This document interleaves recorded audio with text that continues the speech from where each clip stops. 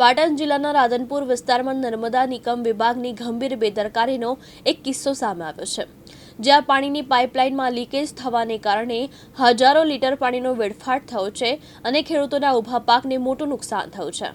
રાધનપુર નર્મદા નિગમની કચેરીની હદમાં આવેલી કામલપુરથી બાદરપુરા તરફ જતી અંડરગ્રાઉન્ડ નર્મદા કેનાલમાં આજે અચાનક જ મોટો ભંગાણ થતાં ગંભીર પરિસ્થિતિ ઊભી થઈ છે। બાદરપુરા ગામની સીમ નજીક કેનાલનો ભાગ તૂટી પડતા પાણીનો પ્રવાહ સીધા ખેતર તરફ વળી ગયો હોવાનું બહાર આવ્યું છે। આ ઘટનાનો સીધો અસર ચૌધરી મોમાજીભાઈ પૂજાભાઈ બાદરપુરા ગામના મહેનતુ ખેડૂત પર થયો છે।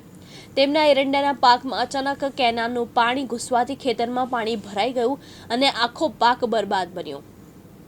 ખેડૂતો જણાવે છે કે અમારી મહેનતનો આખો પાક પાણીમાં ગરકાવ થયો છે। મહિનાઓની મહેનત ક્ષણોમાં તબાહ બની ગઈ।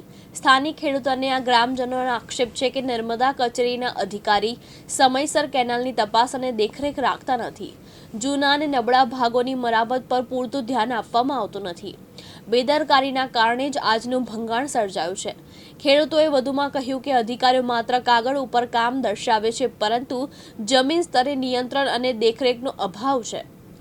યોગ્ય સંભાળ રાખવામાં આવી હોત તો આજે પાકના નુકસાનથી બચી શકાય તેમ હતું।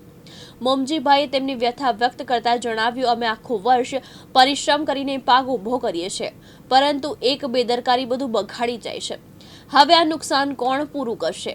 ગ્રામજનો અને પ્રભાવિત ખેડૂતોએ નર્મદા કચેરી સામે જવાબદારી નક્કી કરવાની, સંબંધિત અધિકારીઓ પર કાર્યવાહી કરવાની અને થયેલા નુકસાનનું વળતર આપવા માંગ કરી છે।